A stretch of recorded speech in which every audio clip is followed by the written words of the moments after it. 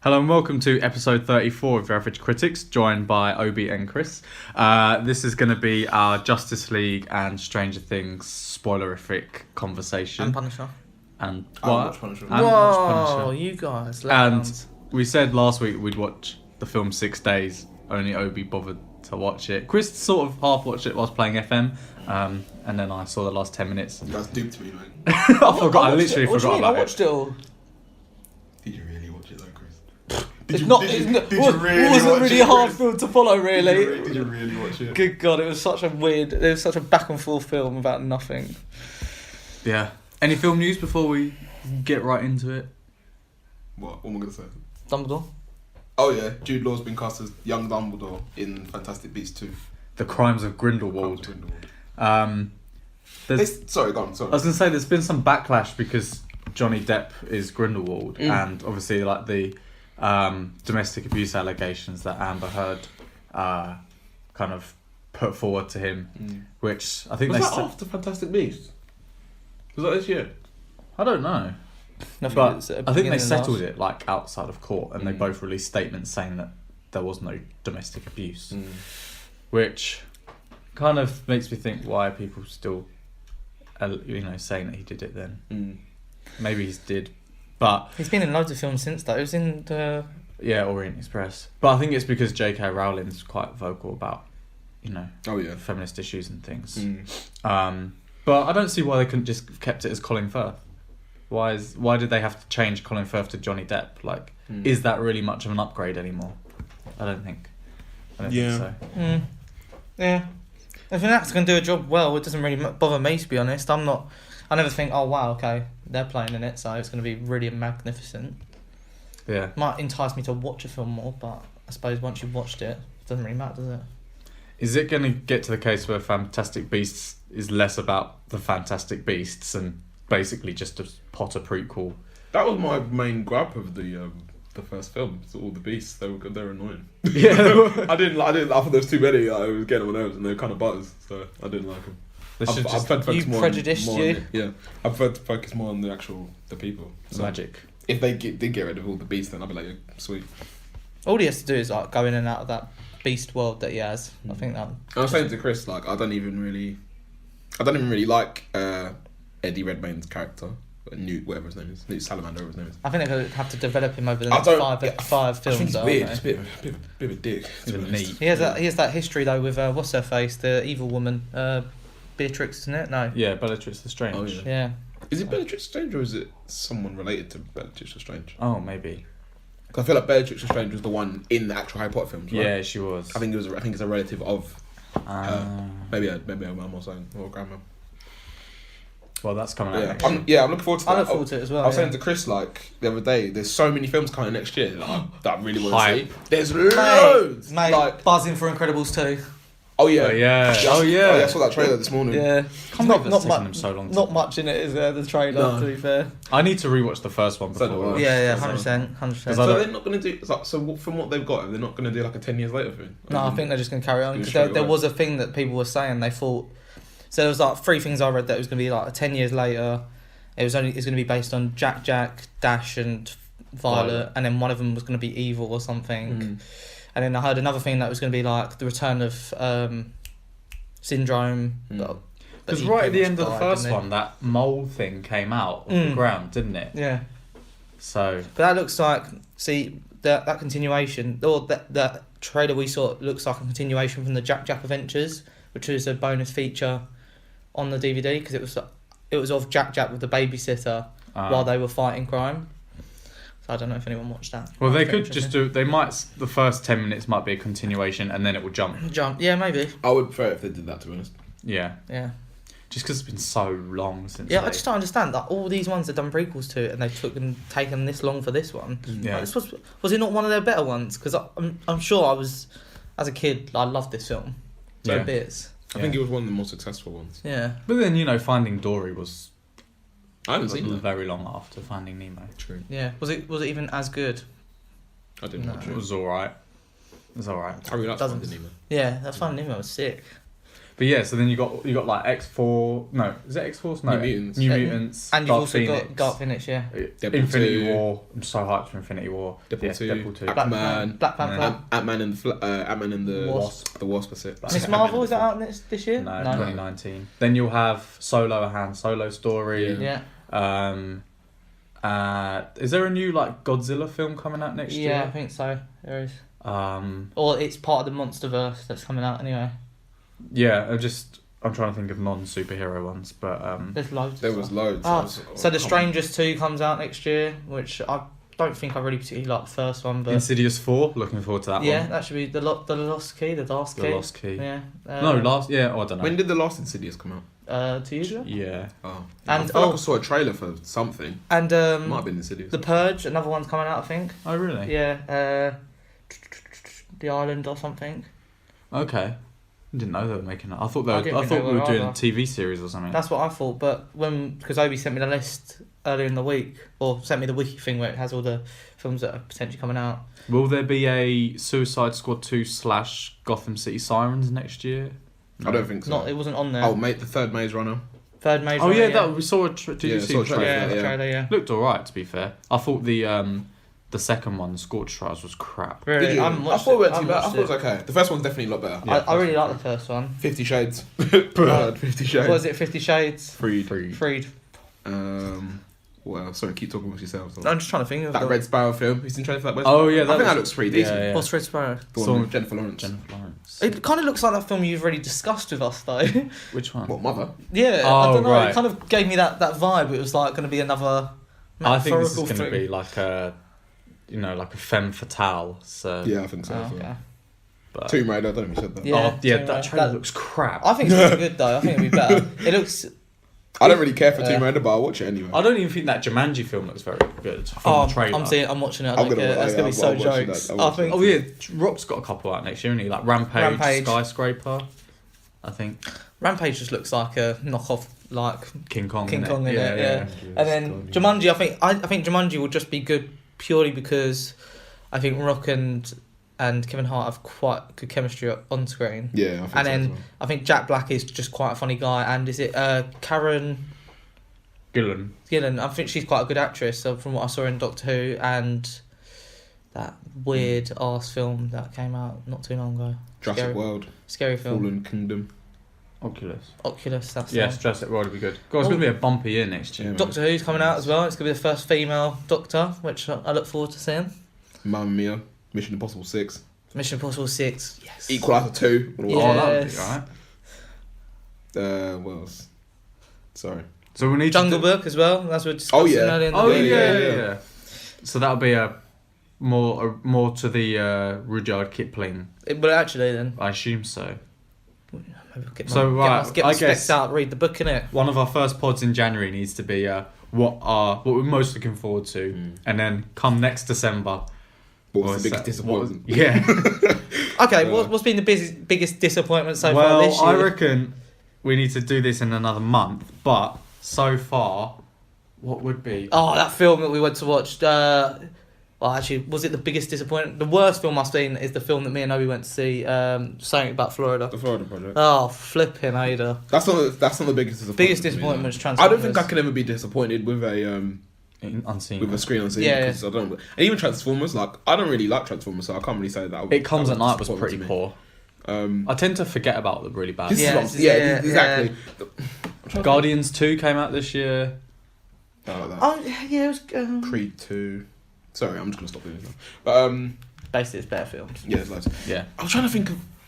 I feel like there's not really films that you see that have disappointed me, so to speak. Like there's films that I go into thinking, oh yeah, this will be alright, and Sleepless. And normally alright.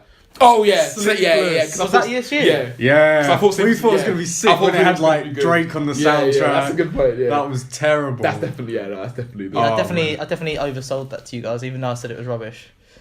I never expect. The thing is, I don't think I ever set a high bar anymore.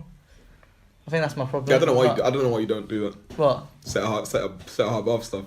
You're always like, oh yeah, it's alright. You know, it's like, oh yeah, it's really good. Yeah. Or it's to be fair, I thought and this is probably going to lead to a topic of discussion which I'll probably get some backlash from, but I thought Justice League was pretty good, personally. So... Weren't disappointed by that, were you, then? No, I wasn't disappointed by it. But then, yeah. Was I what? Disappointed by Justice League? No. I know it's... Girl! I know. What's that? There's some gif I sent him on Twitter. This is Al just going, girl. I know I said that, like, I don't know if I said this on podcast, but I've said off air that even if you hated it. Even if I hated it, I was still going to come on the podcast and say it's sick because I've been championing it for like the past year. Nah, to be fair, after the film though, you did say it was good. I genuinely really enjoyed it. Really enjoyed it? Really enjoyed it. Okay. It's not the best film it's not the best film I've seen this year. Probably not the best film I've seen this month. But for what it was, I feel like it was very enjoyable for me to watch. Okay, and what was it that you two enjoyed about it so much? Just it was really. I feel like it was really comic booky. Yeah. And that really. In what respect? So basically, most of the fights basically. So like, I don't know. Are we just gonna go through the? Yeah. Spoilers. Okay. Then. So for me personally, the favorite part of the film for me was when they're like, Batman's basically like, yeah, we need to bring Superman back to life, which credit to them happened a lot earlier in the film than I thought it was gonna happen. Yeah. Like way earlier. Did that happen early in the film? Maybe not early, but earlier, Yeah. much earlier than I thought it was gonna happen. To be fair, I thought they duped us at the beginning because they'd like everyone knew that Superman was coming back. Yeah. And when they did that video recording of him at the beginning, I was like, have they just got us and he's not actually coming back and they've just done this recording so he's on that I liked that little recording bit. What was the bit she said at the end? I couldn't understand the ending. She said like, what's the favourite thing you like about Earth or the favourite thing you like about humans? And then he was like, yeah, and then she said, what's your favourite thing about Earth? And he just can't. The implication I got from that was that he's sort of thinking, actually, what do I like about Earth? Yeah. I liked that though. That was a good. So I got When there's the joke about it's like who would win between you and a hippo, because there's all those things in it like, oh, would Superman be able to fight King Kong and all these things. So what was I saying? So yeah, sorry. My favourite part of the film was when they bring Superman back to life, and he's like shoots out of the ship or the Kryptonian ship or whatever, and goes to his monument, and then they're all like, so like in the trailer, when they've got. I remember the bit now you're talking about. Yeah, so in the trailer they've got the shot of is it all basically four of them minus Batman. Yeah. Wonder Woman, Flash, Cyborg, and Aquaman, but like in the film they reveal that it's Superman that's looking at them. So I was like, oh shit, that's pretty cool because obviously I didn't realise that. Looking at the trailer, and then. The bit where like Superman's just like scanning all of them, and Cyborg's like telling Aquaman like you need to calm down because he's confused and he's like, I can't help it, he's gonna attack us, and then Cyborg can't control his body, and then starts shooting his gun at Superman, and then Superman just starts fucking up all of them, which I think is great because I was saying me and Joe were talking about it yesterday, and I was saying like because like Superman is overpowered, so he is going to be able to fuck up all of them. It seems like in this film he was so much more powerful than any of the previous DCEU films that he's been in. The thing is, the whole precedence is that is that right? I don't know, but basically that he never goes to his full power because he never wants to kill anyone. So that's why. There was during BVS, Batman was sort of matching him to an extent. No, I think Superman was holding. Superman doesn't want to kill him. Yeah, right. Superman was holding back, and didn't he have kryptonite? Yeah, it's like the scene in the film where Wonder Woman pushes Batman. You kind of think, oh shit, because if she pushed him hard enough, she could probably break his ribs. Yeah, and 100%. That's the same thing with Superman. Like, I don't think a chunk of metal is going to really stop Superman from just being like, bam, exactly. Your heart's gone. Do you wish Superman was there was more tension between whether he was going to be good or my thing is right. Sorry, can I finish quickly talking about the rest of that scene and then I'll go back to that bit. So I thought that was all sick, and obviously when Superman was fighting all of them, and then Flash was like, yeah, let me speed around, and he's like running around, and Superman just turns his eye, and Flash is like, what? Flash is like, what the fuck? And then then he tries to fight Flash, and obviously he can't reach him. And then Batman just fucking comes along, which I thought was really funny because he looked knackered. He was 10 minutes behind everybody else, and he comes in later, then Superman just fucks him up. And he gave that line, he was saying was it Batman was saying like the world needs you or something like that, and then he was like grabbing his jaw like, but do they need you? And he was like, do you not bleed? That's obviously it's a callback to Batman v Superman. I was like, the little bit at the end where he's just lying down and then I'm definitely bleeding. definitely bleeding. Was like that for me, that whole sequence was my favourite part of the film. I feel like those little scenes where he's saying I'm bleeding, I feel like that's Joss Whedon. 100%. Yeah, probably. 100%, yeah. Probably. But it's that character in a film and that like that laughter you need to like kind of relate, and you relate to Batman a bit more because he is injured. Yeah, and he's the most, in quote marks, realistic. Yeah. In a sense, he doesn't have superpowers. He's just I'm just rich. Yeah. Just rich, yeah. Which I feel. So what was I going to say about? What did you say? Oh yeah, about Superman not being evil for long enough. So I reckon that in Zack Snyder's original version, which I'm assuming is a lot longer than the version they actually put out. Well, if you type into Google Justice League, it says it's 2 hours 50 minutes. Yeah. And this film is just 2 hours. Is at least an hour shorter than that. Yeah. Because I checked my phone just after the film ended, and it had been on for about an hour and 45, and then by the time I'd seen the second post-credit scene, it was about 2 hours. Mm. So it's short. Yeah. It's short. So I reckon in his original version, Superman was probably evil for a bit longer. So I mentioned this to Chris after we watched it. My theory was that in his original cut, he was evil for a lot longer, and like maybe going on like a little rampage, and then they thought they got the idea of him getting Lois Lane to like calm him down, and that might have related back to Batman v Superman when Flash comes back and he says Lois is the key, because maybe at that point Superman was like just destroying everything because he didn't know what was going on. So then they thought maybe it was. I don't know. Something like maybe. I reckon it's maybe interconnected. I feel like there are points where definitely they've cut a lot out, because especially even when they were fighting in that underground, when they had the big bat spider thingy. They're climbing up, and then Cyborg fucks off. Yeah. And then Flash is like, has he just bailed? And then it cuts, and they're all outside, and I'm like, oh, I thought we'd see them get out. Like, yeah. I mean, obviously that's apparently Warner Brothers said to Joss Whedon and Zack Schneider it needs to be under 2 hours. Yeah. What? Why? I think because people would just to get more people to watch it. I think was the because Batman vs Superman was 2.5, almost 3 hours. Wasn't well received. Suicide Squad, none of them, apart from Wonder Woman, have been particularly well received. And obviously Wonder Woman came out, after Justice League had already been finished pretty much, so they couldn't then go back and say, actually, no, you can add back in. I think that my main... Sorry, I didn't mean to cut you off. My main... Like I say, I really enjoyed the film, but my main gripe of it, and I think the main issues that people can criticise the film about is due to the fact that it's not long enough. Which is funny, isn't it? Because people always say films too long. Yeah. So I think a lot of the stuff in the film could have done just like with a bit of expanding. Even some little things like Superman, when he goes back to the house with Lois Lane and he sees his mum and all that stuff. I feel like even that little bit could have been a little bit longer. They could have extended on how he actually got his memory back. Because I could understand why he remembered Lois. But it was like quick. Yeah, she was talking to him, then suddenly he's like, "Oh, I remember now." And it's like, "Oh, okay." I mean, I didn't really mind missing that, but I think this is going to be a film that benefits from the extended version, which I'm assuming they will have. Do you think there will actually be an extended version? Because I imagine Zack Snyder had his like not finished version, and obviously he had to pull out, and then Josh Whedon came in and finished his thing.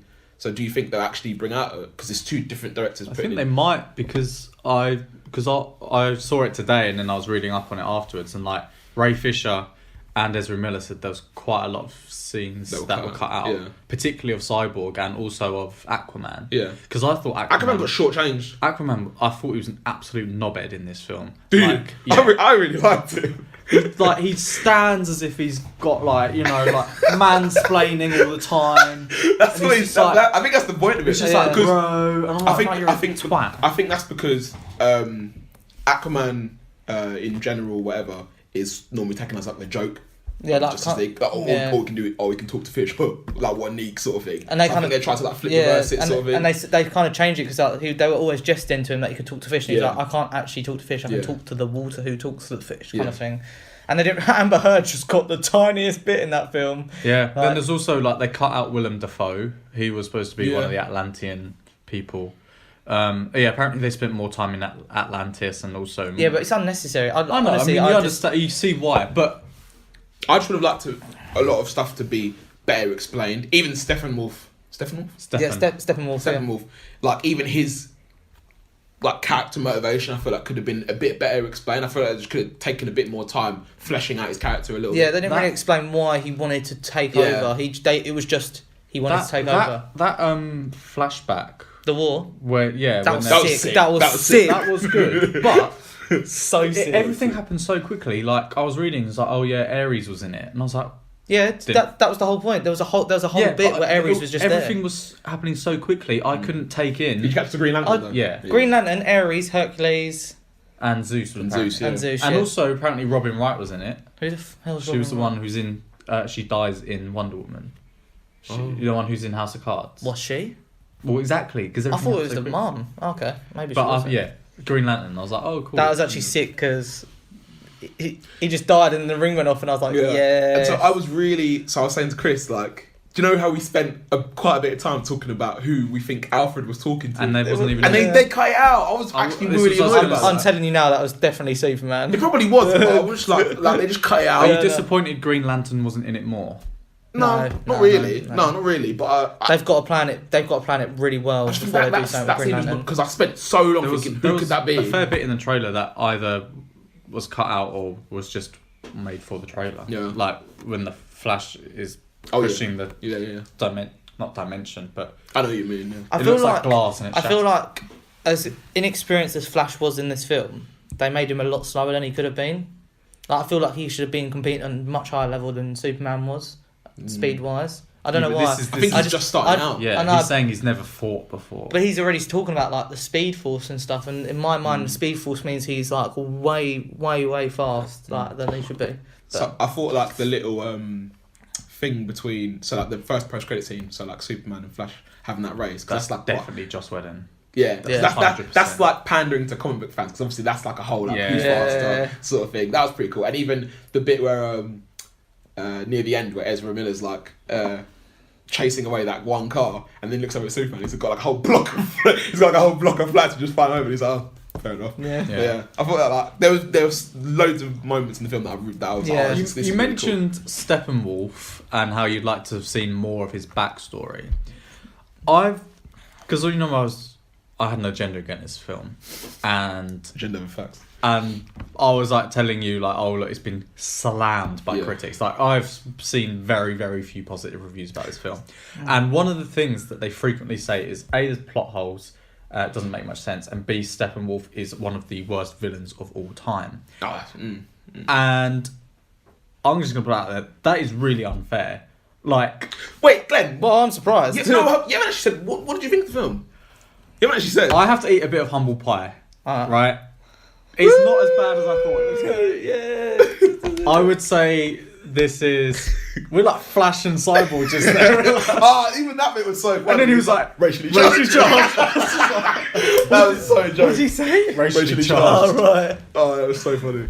I would say this is probably the best DCEU film. That's damning with faint praise. What? I would say this film is probably a 6 out of 10. That's my... And I'd rate Wonder Woman about 6. Okay. I would have given it. I think I'd give it a 7. I would say. But and Wonder Woman for me was a 6. I think it's unfair to level a lot of the criticism that I've read about this film.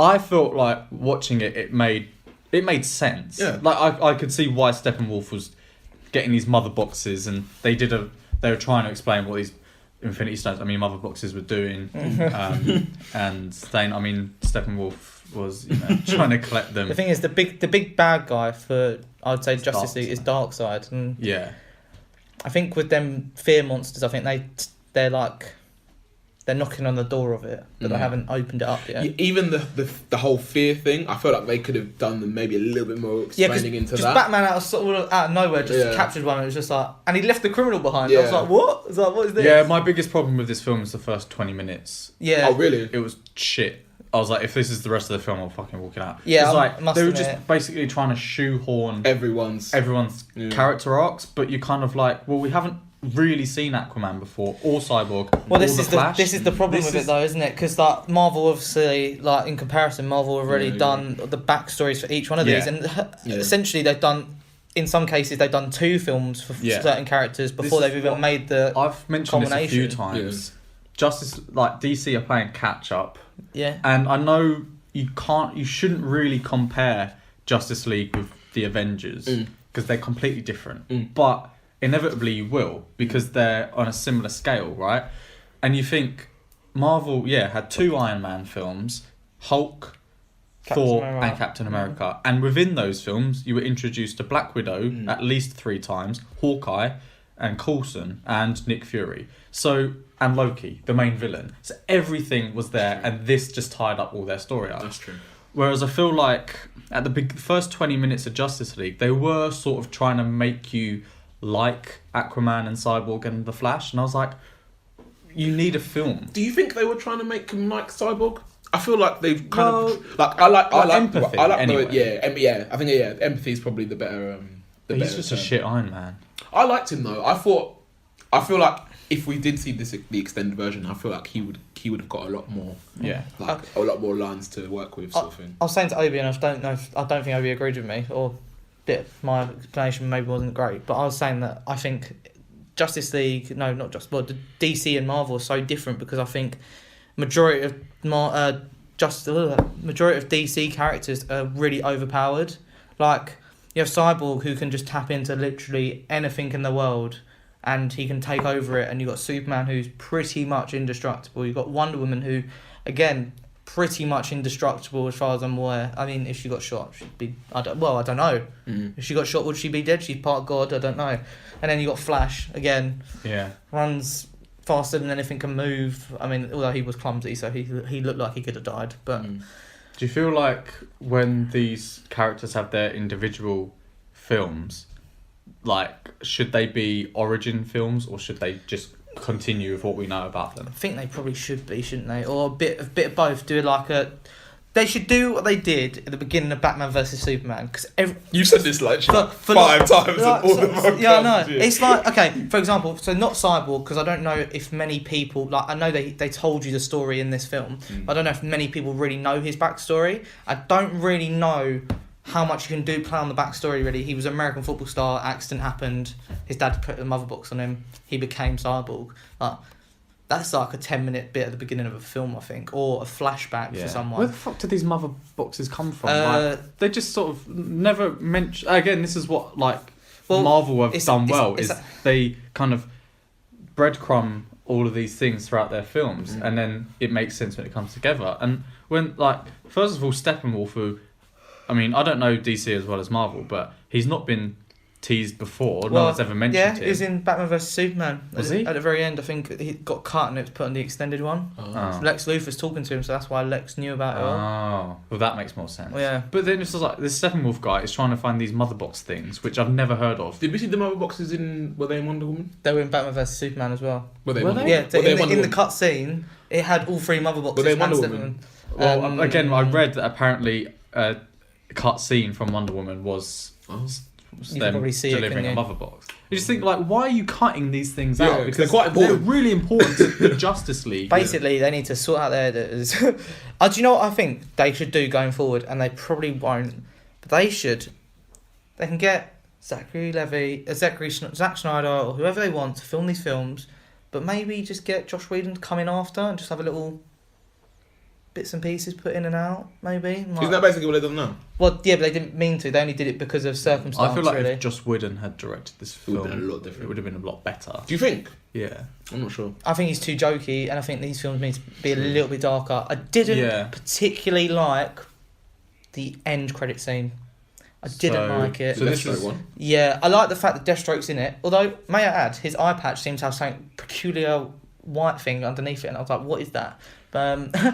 But I think everyone pretty much knew Deathstroke was coming about. I just don't like Lex Luthor. I think because they said he was going to be in the Batman people solo. assumed that he was going to be in the Batman solo film, but it seems now that he's going to be a Justice League villain. What is it they call themselves? It's not Injustice League, isn't it? It is the Injustice League. Oh, okay. He's like, we should make a league of our own. Yeah, and then there's the Justice League Dark, which is like the magicians and stuff. But it wasn't great. I liked it. I just hate Lex Luthor's character. I don't think Jesse Eisenberg should be playing it. Really don't. He was one of the things I liked about Batman v Superman, to be honest. I thought he did a decent job. But I just feel crazy. Like if Steppenwolf is basically he's like the uncle of Darkseid, isn't he? Is he? Something like that. He's related to Darkseid anyway. Like, how is Deathstroke and Lex Luthor gonna pose a bigger threat than them? Well, I think it depends who you get in ready. So from what I can take from the DC TV series, you have who's that guy who just never dies, the evil villain, the one who's a villain in the Legends of Tomorrow as well. And Damien Dark? No, he's lived for like ever. I know who you're talking about. What's his name? I know exactly. Basically, this guy who just Vandal Savage, and he's like key person in the. Basically, because Lex Luthor's got so much power and money, he can just manipulate a lot of things. And like in the cartoons, it seems like he's got the power of the people on his side. Like he can always manipulate. He's quite good at manipulating people. So I mean, again, I wouldn't front run an Injustice film. I'd probably front run a Darkseid film, but also it's the same like.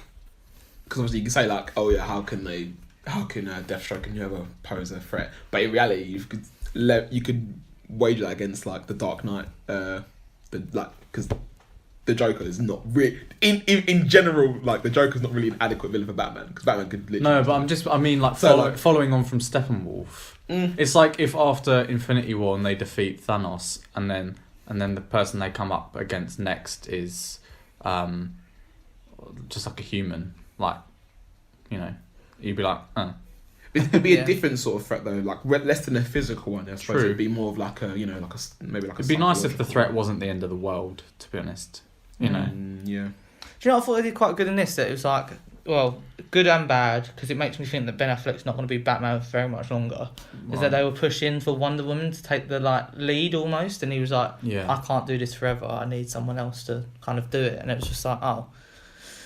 I thought that was an Easter egg to Ben Affleck leading the film. Yeah, pretty much. Because he's sort of been very non-committal about it, hasn't he? Well, I think he should, because I personally think this film was good, if not very good, and his character was good as well. But I was disappointed there was no reference to Suicide Squad, considering they have said that is part of the DCEU. Yeah, but why would they reference it though? But why wouldn't they? But why would they? Because this is a culmination of the DCEU up to this point, and they have said Suicide Squad is a part of it, and you've got like people like big villains like Joker and Deadshot and Harley Quinn. I feel like even if it was in that post-credit scene when they're in Arkham, and then but none of them are in Arkham. Yeah, but we don't know what's happened between Suicide Squad and this film. So when that guy was laughing and he was like, "Lex, turn around," I was like, "Oh, if that's the Joker." Because he was laughing. I was like, oh, it could be the Joker. That'd be really cool. Because then maybe those villains are part of this Injustice thing. But they just kind of brushed it aside. No, I don't really care for it, to be honest. I don't see the need for it. Because they weren't any villain related. Yeah, but it's like if you had one of the Avengers... And I don't know if we should keep comparing it, but it's fine. Like one of the Avengers films, and they disregard one of the films leading up to that point. You'd be like, oh. Because Suicide Squad had Ben Affleck at the end of it, because he was looking for some of the people. So there is still narrative thrust with that film. You know. I know what you mean. I know what you mean, but I just don't see the point in it. I think they did alright just leaving it out.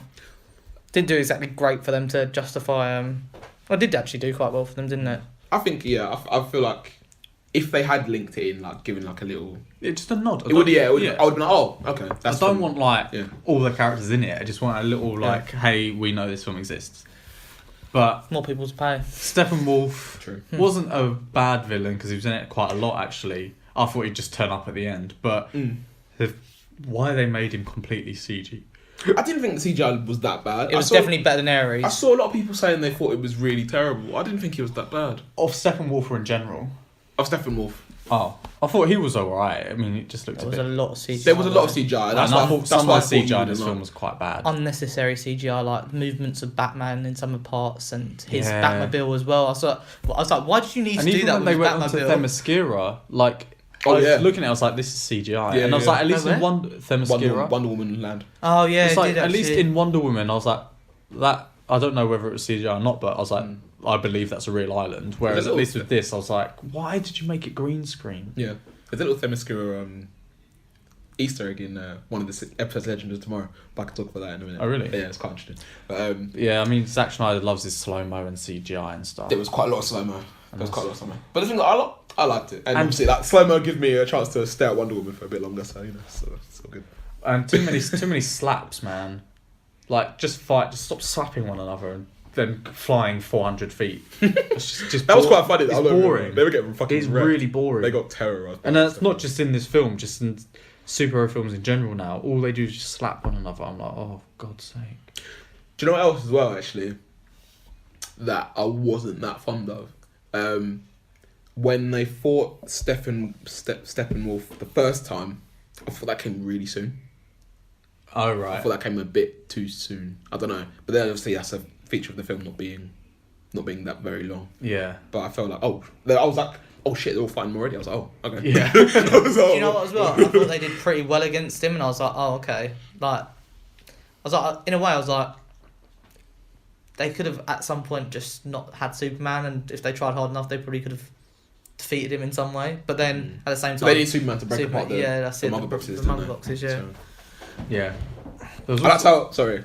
No. Sorry. I liked how they let Cyborg say "booyah" at the end because I know that's his catchphrase. Oh, is it? Yeah, that was cool. Yeah. He was very CGI'd. I don't know what they could have done. I don't know what they could have done. I thought it was alright. Well, they could have made it like, I don't know. I mean, I know the Iron Man suit is CG and that looks pretty good.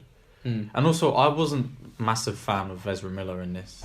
Which is probably quite a controversial statement, but he was just too jokey. They did try to give him a lot of. He was the comic relief, and everything he said was like a joke. And I was like, "You're not that." Now some of it was. I thought was really funny though. Like even the bits. So like two in particular was, I think he saves Wonder Woman from something, and he's just like on top of her, and he's like, "Oh shit!" Yeah, that's fine. And then sorry, there was that one, and then the bit where they're in the Batcave, and he's like nerding out, and he's like going all around the Batcave. He's like in the Batmobile, and he's just like.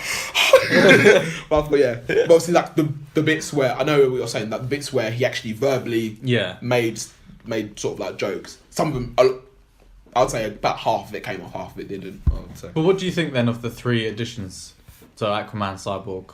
I like all of them. I like all of them, although I do agree. I don't think Ezra Miller is the perfect person for the job, but I can roll with it. He's done a lot better than I thought he would. So, and they kind of, they just made him really just new to it already, which I found quite surprising. But I did think. Sorry, Chris. Are you? No, you carry on. No, sorry.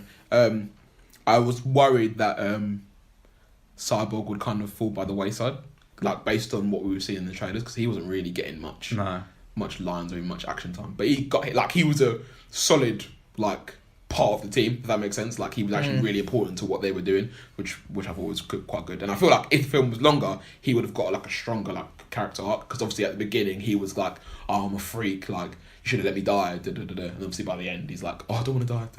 So yeah, that was pretty cool. And does this give you renewed hope for the DCEU? It gives me renewed hope for a second Justice League film. Whether it gives me hope for individual films, I don't know. Only because, it's difficult because, they fixed a lot of problems in this film that you would expect from a solo film. So, for example, Barry Allen, you have his backstory. As we know from this film, his dad ends up in jail, and they say in this film quite explicitly that his dad is blamed for the death of his mother. At the end, I wasn't sure if he got him a job in jail or if he got him out of jail and got him a job. No, Ezra Miller got a job. Ezra Miller got a job in the CSI lab. Oh, right. That I didn't understand that. I was just like, what is happening? So I think Bruce Wayne has basically got him a job. Yeah, right, okay. That makes more sense to me, because when he put up against the window, I was like, oh, have you got your dad out of jail? That's what I thought initially. And then he was like, he got a job, and I was like, And then it literally happened so fast to me. I didn't even have a moment to think about what was actually happening. But like, okay, then that kind of changes my point then actually, because I was going to say they fixed the problem of his dad being in jail, but they haven't, have they? So, but then it kind of, I thought the whole point of Barry Allen was that he became this criminal investigator to try and figure out or prove that his dad didn't do it. And he's not got to that point yet, but I suppose. No, he's working. He's working. Yeah. He's saying he'll work his way up. And he's getting a criminal justice degree. And in Cyborg film, I mean, I don't know what they're going to do. Who's going to be the villain in that Cyborg film? I don't know anything about the villains in those. There's probably some sort of classic Cyborg villain. Maybe it'll be Iron Man. Maybe it'll be Iron Man. And then Aquaman. Yeah, Aquaman probably has quite a strong backing for a good film. I'm going to be quite intrigued how they do it. If it's going to be land-based, water-based. Just mirror. I imagine it'll be might be mostly water based, but obviously they do that when she made that like water bubble, so they could chat. Yeah, that's a good way of doing it. I think. Quite surprised that they're not together actually. Yeah, they hadn't met prior to that moment, had they? Because didn't she say something like, "Oh, the king, the son of the queen has come back" or something? So I'm assuming they hadn't met up until that point. Yeah, because I thought they were husband. They're supposed to be. They are. They are husband and wife. Yeah. I don't know, because it seems like a lot of the films in the DC EU are kind of troubled. Like, this had a lot of extensive reshoots and had trouble production even before the tragic stuff with Zack Snyder's daughter. Obviously, like, there was a lot about Suicide Squad and, like, reshoots there and things. And it just seems like a bloody production mess. I just don't get it. So the guy who plays Barry Allen's father... He was going to quit, wasn't he? Well, apparently he has quit.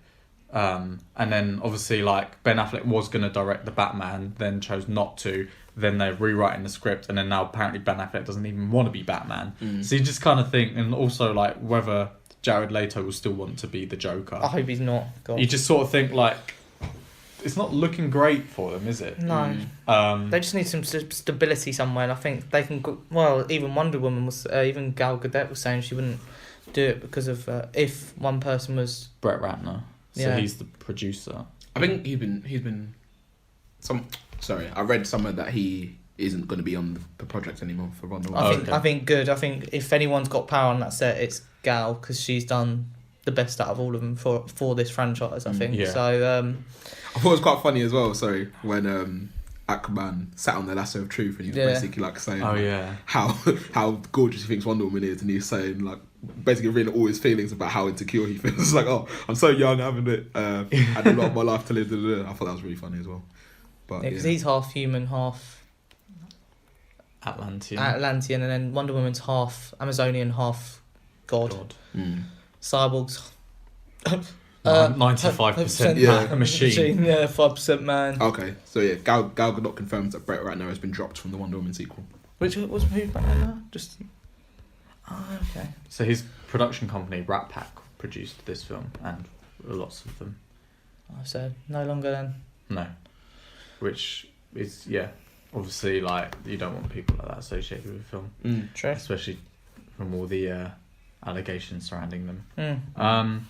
Okay, so then what does this... I also like the chemistry between Bruce and Wonder Woman. I thought it was quite good, and they had a little bit of sexual tension as well, which was quite funny in parts. I thought they were going to explore that a little bit more. Maybe it depends though, because in some stories it's like Superman and Wonder Woman are a thing, and he kind of dismisses Lois at some point and then goes for Wonder Woman. She gets shortchanged in this film as well.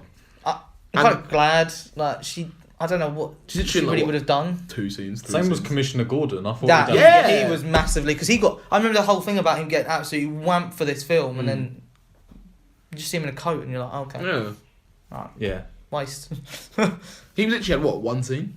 2, I think. He had 1 scene in the office and then 1 scene with Batman. I wanted to see a bit more. 3. He had 2 scenes with Batman. Yeah, I don't know. I just feel like I still found that bit where they all disappeared and flashed there, and then he's like, "Oh, they disappeared. How rude."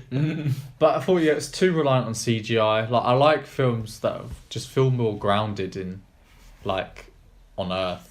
I did think at points as well. There was points where you saw some scenery, and I was like, "That scenery CGI'd," and I'm like, "But why?" There was literally a bridge CGI'd. I'm sure of it, and I was like, "Could you not just found a bridge somewhere in like Brooklyn or Manhattan and just?" glossed over it or put something over it to make it darker and just filmed it or something. But I thought they'd explore the public reaction to Superman being back. See, that's another thing which they probably did do in the extended yeah. Because even in the fun trailer, like one of the things was like, the world is mourning the loss of Superman. So you would have thought that people would be a bit. There was basically no relation to how it's affecting the rest of the world. Like apart from that Russian family that have to escape, like.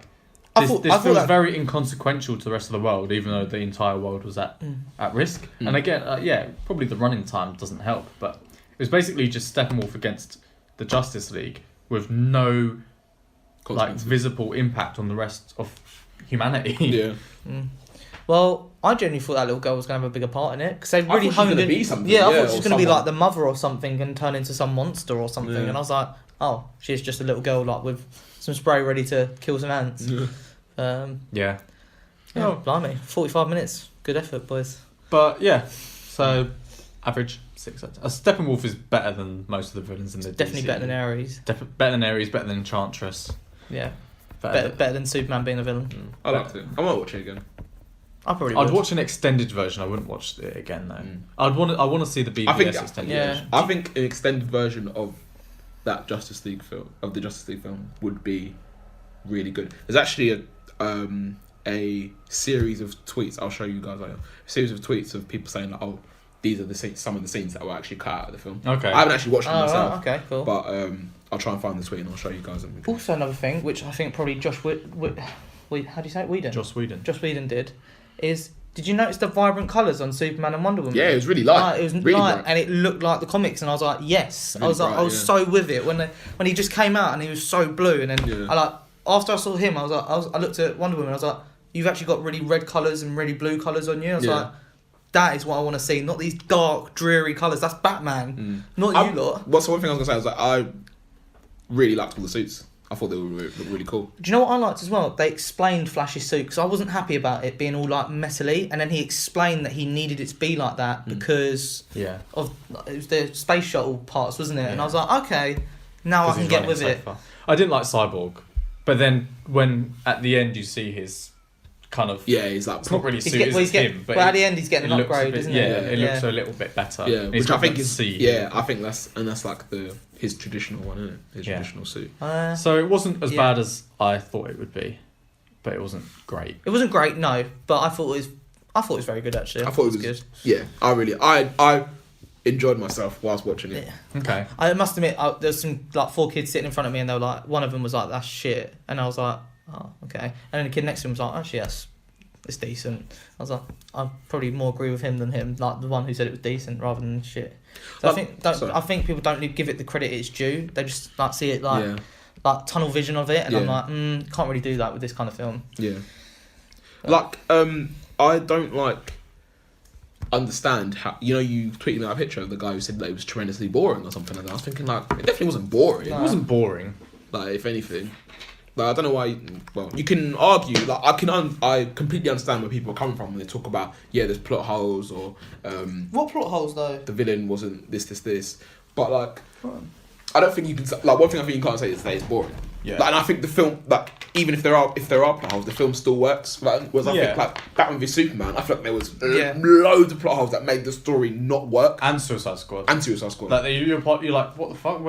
How have I got here? How are we getting here? Which made it not work. Yeah. And I'm like, oh, what the hell's going on, sort of thing. I remember literally when I was watching Batman v Superman, I was thinking, what the fuck is going on? I was so confused. About an hour and a half into the film, I was literally didn't know what was happening. I must admit, the extent as because I was so basically I know it's the last podcast, so I'll try and watch all of them. I could have done, but I watched the Man of Steel film. It wasn't that bad. Honestly, I remember it being worse. I watched it and I was like, okay, this is an okay film. It's not a good film. It's not a bad film. It's an okay film. I was saying to Obi, there's a scene where all the people are shooting, and I think it's just going across Superman, and it looks like an old VHS video. It's like that it's gone jagged, and I was like, I had to blink to think. I was like, what is happening? So it's just bad. Well, it's either bad CGI, or they just haven't thought about it when they've been doing it. Yeah. And Batman vs Superman again. Watched it. I watched the extended one. not a bad film, not a good film. It's an okay film. Like, again, they're not great. So, and then after that, I was like, well, I know Wonder Woman's good, so I'm not going to watch that again. And I was like, Suicide Squad's got no relevance to this, so I was like, I can't bother to watch it, kind of thing. I do think when we say, because obviously I haven't watched any of those films twice, more than once. So like when we, that's like Superman film, for example, that was obviously, you know, a reboot, start of the new DC universe. And obviously it's Superman, who's like the most famous comic book actor in the world. So you're going into it thinking like, oh, this is going to be like sick, it's going to be a great spectacle. And so when you watch the film and it was not great, because your expectation was set in the same about with Superman, because those are the two most famous superheroes in the world. So you're expecting something great, and when you get something that is below par, I think it drops down lower than you originally thought. Your expectations were so high. Definitely. So then when you watch it again, you're like, oh, actually, it's not that bad. But it's just because of the fact that before I thought it was going to be great, and it was just not great. That's DC's biggest problem. Is most of their films are coming in below expectation, whereas I feel like for Marvel, most of their films are exceeding expectation. Because I don't know. I mean, this is just my own personal thing, but I'd heard of Superman and Batman, but before Marvel, like the films, I'd heard of Hulk. I didn't know too much about any of the rest of them. Like, I don't know whether they're the ones that they chose to start with. Are they all the main ones from the Avengers? I don't know. Like, you know, like Ant-Man. I was thinking, I don't watch a film about Ant-Man. That sounds really lame. And I was actually really enjoyed it. Yeah. You know, so that Thor Ragnarok, I'd hated the first two Thor films. I was like, oh, this is going to suck. But I thought it was brilliant. So, Nice. yeah.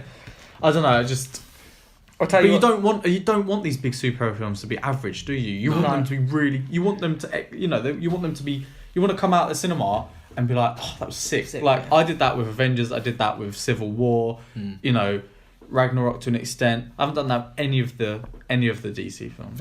Fair enough. And this is why I had such an agenda against this film. Because all my negative, like, wanting these films to be good, and they just fucking sucked. The facts, man. And I thought the trailers looked shit as well. So I really think, well, this is the only DC film that I've come out thinking, oh yeah, that was sick. So on the reboot, he means. Where would you rank? Sorry. Where would you rank the DC EU films then? What, of each other? So, yeah, Man of Steel, Batman vs Superman, Suicide Squad, Wonder Woman, Justice League. For me, it'd go Justice League, Wonder Woman, BBS, and then Man of Steel. Suicide Squad's bottom. Is it? Tight choice between Man of Steel and Suicide Squad, I think, for me. For me, Justice League, Wonder Woman, Man of Steel, Batman v Superman, Suicide Squad. See, you like Suicide Squad? I do like Suicide Squad. Well, I like parts of it. I think generally, like, a lot of it I'm confused about, and the ending's shit. Yeah, so I'd probably put that on a level with Justice League at the top. Then Wonder Woman I'd put like below them. I thought the first two thirds of Wonder Woman were good. The last third ruined it for me. And then I put Batman v Superman and Man of Steel, I think. Okay. But yeah, we'll see. Okay, well, let's talk about Stranger Things now. So now we've all seen, well, me, I've seen it now. I was going to say, that, mate. So yeah, spoilers incoming for Stranger Things Series 2, or Stranger Things 2, should we say. So this followed on from the first series where Will, who's an annoying little kid, gets trapped in what's called the Upside Down. And then basically his friends Mike, Dustin and Lucas along with a girl called 11 with telekinetic abilities.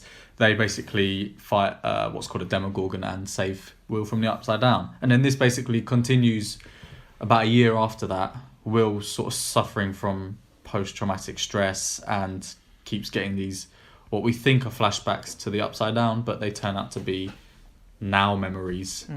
Mike's a bit lost without 11. Yeah, so 11 at the end of series 1, we think she gets lost, but she kind of comes back and is being looked after by Hopper, who's the police chief. Can I add, they never closed that hole. She came out of a hole and it stayed open. I'm sure there's lots of holes within Yeah. these gateways and stuff. But I think they closed the main one, didn't they, at the end? Yeah, but I just mean like as she came out, like because everyone thought she was trapped, and she just it was just came out, and then quite easy. And then like okay, but that's one of the only plot holes I saw in that film. But what did we think of the series overall then? I really liked it. I really did as well. I don't think it was as good as the first, but it was close. I think for me. I agree with Chris. I like the fact that they played upon that there wasn't just her. Like there's more than just her with powers. But then that bit with the other people, I didn't really enjoy. Yeah. And it sounds really silly, but I wanted them to go and find these other. I wanted her to find the other people, and when she found them, I was like, right, okay, can't wait for this episode to be over because it is boring. I didn't even mind her finding the other people, but just don't do a whole bloody episode on it. Like it could have been. It could have even just been like going back and forth between Hawkins and wherever the hell they are in Chicago, wherever it is. But like they literally just did the whole 50-odd minutes in wherever they were, and I was like, "This is like this is dead, isn't it?" It was dead, like 30 minutes in, I was like, "Oh my god, this is." It was a filler, and this like series 1 was 8 episodes. This was 9 episodes. Yeah. One of those 9 was a filler. You think why did you bother doing that? Exactly. Yeah. Like we were introduced to 8. Was it first episode? Yeah. And then you don't see her again until episode 7, which was like a really poor episode of Skins. I was like, what? It's dreadful. But other than that, I really enjoyed it. So why do you think it was not as good as the first one? I feel like in the first one, so like the 4, or I suppose the 3 kids and then 11 were like, I think I enjoyed them more as a group. Yeah, definitely. Then when they're like not apart, but like. I really don't think Will adds anything to this group. Together. It really frustrates me. I much like their chemistry together. I didn't like the fact that they spent 8 episodes all apart with their own little storylines. I was like, no, I want to see them together. I wonder if that's because one of them was in a film. Maybe. Mike. Yeah. Maybe. Because he wasn't in a lot of it. Yeah. If you think back, he actually wasn't in a lot of it. He didn't have a lot to do. No. Really. Yeah. In comparison to season 1 anyway, where he was pretty much the main character. Who's the cop? What's his name? Hopper. Yeah. He is quality. Love that character. I think it's one of the best characters. And Bilbo, no, not Sean Astin. Yeah, he was sick Bob. as well. Yeah. R.I.P. Bob, mate. R.I.P. Bob knew he was super. I mean, he was a bit stupid, but yeah, loved him. Loved Bob. I knew he was going to die. It was so bait that he was going to die. As soon as he stopped, I was like, this is game over. No, it was even from when he was like, do you know what? Even from when he was like, you can't, because he was talking about turning like the cameras back on and the TV or the lights back on, something like that, and he was like, you basically like you need someone who knows the program to do it, so I've got to go do it. I was like, you're gonna die, for fuck's sake. I was literally just like, for God's sake, Bob, you're gonna go down there. And then he left his gun behind, even though that wouldn't have made a difference, but he left his gun behind, and I was just like, oh God, Bob, you're gone. You're a goner. Yeah. And he died. I was upset. What do you think about the individual like arcs that these characters go on? Like, you know, the bromance between the redemption of Steve. He's not a prick anymore. I like Steve. Steve's so jokes. His bromance with Dustin. Yeah, I thought that was good. They did that really well. And then like Lucas and the ginger girl Max. You know, do we like the new characters that they introduced? I didn't really care for her. They added her fine. That she can be part of the group. I think she needs a bit more character development because you saw a bit of her brother's development and not a lot about her. It seems like brother's a twat. Well, yeah, but there's that. It seems like she's very much. I don't know if her dad he seems to abuse him. I don't know if he abused her. Is it abuse though, really? Well, it's physical, intimidation, physical and mental abuse. But if he was being. No, I'm sorry, he deserved it. He deserved it. He was being such a cunt. I fucking hated that guy so much. Yeah, but then it was probably because his dad is like that. Yeah, that's it. Fuck off. But anyway, I think that's what I was trying to. That's what I tried to do. I just don't buy into it. I don't know if that girl gets the same treatment, but it seemed like he like looks after the girl because it's not his daughter; it's the woman he's seeing as daughter. The friendship between them, they did it well purely because they told her everything. She didn't believe it, which would be a natural reaction for most people. Although, must admit, didn't she see the creature before he told her the truth? So I would have been like, that creature is the little worm thing. Yeah, I was like, that creature. No, she was outside the AV room. And then she opened it and the thing ran out. Oh, yeah. Didn't they? And then Depends if she saw it. Yeah. again, a bit silly that they kept it, but it's part of the story, isn't it? So. And they are really young. Yeah. So you don't know what, like, think, this is cool, I'm just going to keep it as a pet. But, mate, it was heartbreaking, that prom dance, mate. I wanted to punch all those girls in the face. Yeah, it's fucking Stephanie, or whatever her name is. Yeah, but at least Thingamabob, what's her name? Nancy danced with him. That was nice of her. It was, but I was just like... I wanted not someone who wasn't Nancy should just be like, oh yeah, do you want to dance, sort of thing. Because it was kind of like a pity dance. I was like, oh. Dustin's hilarious, man. He's my favourite character. I honestly, I don't like Will. I don't like Will either. His character annoys me so much. Why? He's just rubbish. I like Will. Oh, mate, you're a sucker. I feel like the guy who played Will was a really good actor. I feel like when he was playing all the when he was like possessed and all that stuff, I thought he did really. I would like to have seen more like evil Will, like him to actually sort of do something like bad, like when Eleven's like robbing people and trying to about to kill people. Like that sort of darkness within Will, but basically all it was him just shouting at his mum, and his mum's like, "Oh, why are you shouting at me, Will?" Like, fuck off. But and he got those people killed. Yeah, true. Do you think he'll be back for season 3? Guys doing coke. Oh, what? His brother. Yeah, his brother. Well, he wasn't allowed entry into the US, was he? No. The one who plays Jonathan. Yeah. Because they kind of started the relationship between him and Nancy. But they're going out in real life, aren't they? Are they? I think so. Oh, interesting. But I hope the next series doesn't focus on something to do with Will. I hope, if he becomes... I'm assuming they've moved on. Yeah, I think it will be Dustin and Hopper, because they both had spores in their mouth and eyes. Did they? Yeah, we discussed this on the chat. Yeah, no, I knew about Hopper. When did Dustin have it? It was on the last episode. The thing fell down and he all got all in his face and he was like... This is what happens when you do 4 things at once. No, I watched it. Mate, shut up. You took ages to watch this. I would remember if we fucking did it 2 weeks ago when me and him actually watched it. And you. Yeah. Yeah, alright. If you can get up to date with films, mate. If you can get up to date with films... Be good. And TV series, that'd be great. Yeah, I can't watch 4 things at once though. Can't watch one thing at once by the looks of it. Flipping hell. But yeah, so... But at least you turned up. Thanks, man. I'm like Joe. So I thought the plot was quite good for this series. I think I enjoyed the plot more, and like you said to me before I watched it, every episode's like a cliffhanger. Yeah. And you're like, oh yeah. So I thought in terms of keeping me entertained and engaged, it was more interesting than the first one. But the first one had the camaraderie between the... I thought the first season was a bit spookier as well. Really? Yeah. Which I enjoyed. I wasn't really... The monsters didn't spook me. I just knew they were always going to be there. From a point onwards, as soon as they found that hole, it was like, oh, okay. Yeah. You've got a whole swamp of monsters. And you just found out 11 is just super overpowered, because she could just be like... whatever she was doing with that wall. With that what do you think of 11 finding her mum and her mum basically having powers as well, sort of thing? I thought it was interesting because I thought she got her powers from the experiments that her dad did to her. But it kind of seems like it's hereditary now. Or is that the guy that she calls Daddy? Yeah, it's the doctor that's doing the experiments, but obviously she's the only man that she's known, so it's that's what no, it's not her actual dad. Because then another storyline could be like, shouldn't she go and find her dad? Because it seems like it's a hereditary thing, these powers, so maybe they're just trying to amplify them with those tests. It's probably going to be some story where there's a group of people who did something at some point, got powers, and it's just passed down.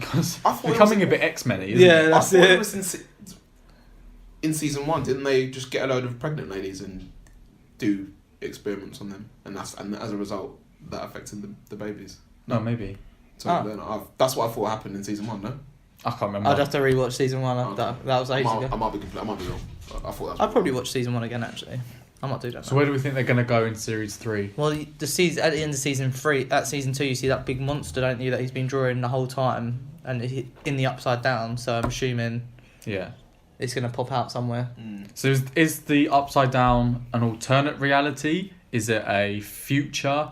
Is it what do we think it is? I think it's a reality that's on top of ours. So basically, I think it's 2 realities, and it basically, once the gates open, the 2 realities kind of mesh into one, and it becomes the whole reality, maybe. Okay. But I don't know, because I don't know the logistics of the Upside Down. I like the idea that there are more people out there with potentially powers. Like, you'd assume there's up to 11. Mm-hmm. Maybe I don't think there'd be any more than 11. But I don't know. I kind of like the fact that it's quite like a contained story. I think the more you expand the reach of this story, kind of the more diluted it could become. And the more it could take away from the central characters that we've kind of grown to love. And also, it is becoming a bit X-Men-y. So I don't know, like, how much more they're going to be able to take it in different, you know. Do you know what I think they'll do season 3? They're going to kill off one of the main characters, I reckon. What? Who? Don't know. Will. Who would you be most upset about? Who would I be most upset about? Don't know. Dustin. No, they won't kill off him. Yeah. They might kill off Hopper, though. Yeah, probably Dustin. Of the kids, probably Dustin, And I found 11 really annoying in this. She was a brat. So I don't... Sorry, I can understand why she's a brat, because like she's basically been trapped her whole life. Whole life? So annoying. Everything someone said, the last thing they said, you went, what? But like, fucking idiot, really. She was being really like, especially with Hopper, she was being really bratty, and it was quite grating, to be honest, I think. Anyway, because I actually, considering she's probably one of the main characters, I really didn't like her that much. Yeah, really annoying. Like sorry, go on. Everything that people said she didn't understand. I was like, I know you haven't got a wide vocabulary, but it's just they repeated the same kind of. It wasn't even a joke. Like, it's very. It was very. I don't know if arbitrary is the right word, as to what she did and didn't understand. Yeah, there would be certain things she'd be like, oh yeah, I get this, and then he would say one word, and she would like, what? And it's like, if you know this, then surely you would know that word as well. She's like, the lexies that you use are really discombobulating. I don't understand. But like, and even the bit where so she was looking for Mike at the school, and he was with Max, and she like knocked Max off her skateboard, and I was like, what are you doing that for? Yeah. I was like, you're literally like 12 years old. Like, why are you acting like? It was silly. Yeah, and then when she ignored Max completely as well. I was like, yeah, that was raw. Everyone was powering off Max. That was raw, man. You can't be part of our group. Yeah. And that didn't even really get resolved. Like, no, I suppose. I assume it will be, because a bit sad for Dustin, because obviously he liked Max as well, but Lucas got the win there, which is nice. Do you think that the brother's racist? Yeah, I think so. I think that was implied. That was definitely implied, wasn't it? Or the dad's racist and the kids and the brothers trickled down to them. Trickled down, or he's trying to like almost in his weird sadistic way trying to like protect the kids. Yeah. So maybe I thought he was gonna kind of be redeemed and help them fight like Steve did, but no. And like, how the fuck? That was a pretty good fight scene as well. He was pummeling Steve, yeah. and then Steve just gets up and he's like, "Yeah, I'm alright." I'm like, he's knocked out, and they put plasters on him, and he was knocked out for a fail. He did, but he kind of had to, though, didn't he? I thought Steve was gonna die in the Did you? thing, because he was always about, oh, you know, I've got to go first, I've got to protect you. It would have been quite a big emotional. He just turned into a babysitter. Yeah, he said it as well, didn't he? Yeah. Even though he was good at. I liked it. Yeah, definitely, he came around. Character development, his one was definitely well improved. 11, on the other hand, not so much improved. Justice for Bob. Yes. Yes. Finally. Yeah. Bloody poor Will's mum, mate. She is going through the works, isn't it? She ain't never gonna be happy. She's a bit irritating though. Yeah, but she gets results. It's true. Like, that was a lot of drawings to put across your house. Yeah, blimey. Commitment. First she had the light bulbs, now she got the drawings. I think she just didn't like her decoration. Yeah. But no, I did quite enjoy it. I think I watched the first episode one night, and then I just binged the rest the next day. So yeah, it was pretty bingeable. I did a binge day. It was when I hung over. But yeah, it's definitely like, if I gave the first series I'll probably give the first series like a solid 8.5, and then that series probably like 8. Okay. I'd probably agree with that, actually. It was good. I'm not sure if season 3 will be. I feel like it's not going to be as good. I feel like season 3 should be. Honestly, I'm saying it now. Season 3 or 4 should be the end, because they're definitely. It's going to be like the bloody 100. I reckon they could have ended after this one. To be honest, it would have been quite a nice ending. So what's they could have ended after season 1? True. But it's a good money maker, isn't it? Exactly. So I wonder if is any more news about the OA season 2? Because that was kind of Stranger Things-esque. I know it was. after. I think they're still doing it, but I don't know when it's going to come out. I mean, the first one just kind of came out, didn't it? Like, there was no build up to it. So True. They might do that with this one. Talking of Netflix shows, you are watching The Punisher. Yeah, I won't spoil anything. Spoiler free. I won't really say anything about it, but first few episodes I was a bit like, oh right, am I gonna really like this? It's not the same as the other superhero films because he's not a superhero. He's an anti-hero in a way, isn't he? But it's more about because obviously at the end of Daredevil he's dead, isn't he? Mm. So in this everyone thinks he's dead, and he's just basically going after the people, or his aim is to go after the people the people who are the cause of his family's death, basically. Okay. That's the premise of it. And see, up to episode 3, I was a bit like, oh, okay, it's good, but I'm not sure I'm going to be in it. But I've got to episode 5 now, and I'm like, okay, I'm more invested now. I thought there'd be a lot more. Oh, don't really dismiss that spoiler. No. I thought. I don't know. I'll just leave it at that. Basically, it's good. And there's 13 episodes. I was going to say. Yeah. I think so. I haven't watched this. It is 13. I haven't watched this series yet, obviously, but I feel like by the end of it, I'm gonna be like, this shouldn't have been 13 episodes. Oh, I really? feel like it should be like 8. I was kind of hoping it'd be like 8 or maybe 10. I don't think it should be 13. I don't think it needs 13 episodes, but also I haven't watched it. I'm trying to think in the first 5 episodes, is there anything they could have probably got rid of? And yeah, there probably is quite a bit. But I don't know what the future of these Netflix Marvel productions. I heard it's going to carry on. Really? Yeah. Because Disney want to do their own one, don't they? Yeah, they do, but apparently it's not going to affect it because that's a.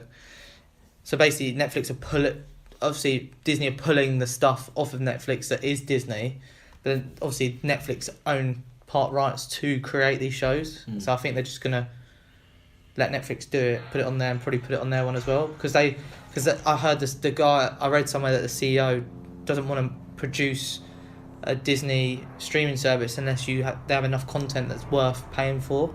Yeah, definitely. Because if you can think about it, I mean, I know they have a lot of stuff, but do they have enough stuff to do a streaming channel? Don't know. I mean, they'll put their films on there, and then they'll have the Star Wars TV show that they've announced. But yeah, I don't know what else they'll have on. They've got loads of little shorts and animations and things. But yeah, I mean, like we've said before, we've got like Hulu and Netflix and Amazon and all these things. I'm just like, I can't keep up. Is The Gifted still good? Yeah. The episode I'm up to is pretty good. I might be one behind. Runaways started yet? I think it starts next week. Okay. So, what are the other ones? Cloak and Dagger? Cloak and Dagger, I think that's next year. Oh, okay. There's a few more as well, I think. I can't keep up. But There's too many to keep up right now. I'm behind on bloody Flash and Arrow. Crossover comes out next week, doesn't it? Yeah. Oh yeah, so sorry, the little Easter egg they had in Legends of Tomorrow. Sorry, bloody hell, my mind's going blank. So like the theme of Legends of Tomorrow is basically like there's these they call them anachronisms. So it's like just like things that are basically in the wrong place at the wrong time. So this episode was Helen of Troy is in like Hollywood 1935 or 1937 or something like that, and basically she's just like making everybody go nuts over her because like I think the thing was like people went to war over her because she was so beautiful. That's like the myth. So like she comes to Hollywood and everyone's like fighting her and shit because they want to be her agent or they want to be in a film. So like the episode happens, and she's basically like, you can't send me back to this place because like her life's basically hell because all these people are like massacring each other over her, and obviously that's making her feel bad, guilty, whatever.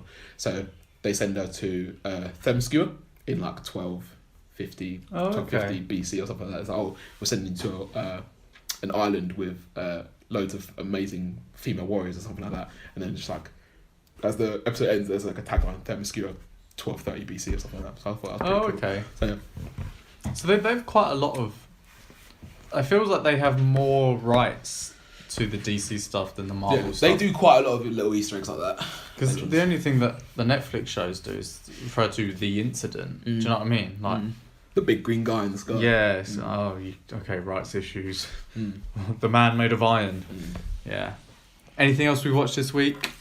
6 days. 6 days. Go on, review it. boring. Yeah. It's boring. It's boring. It's basically where a load of people get captured by an Iranian people.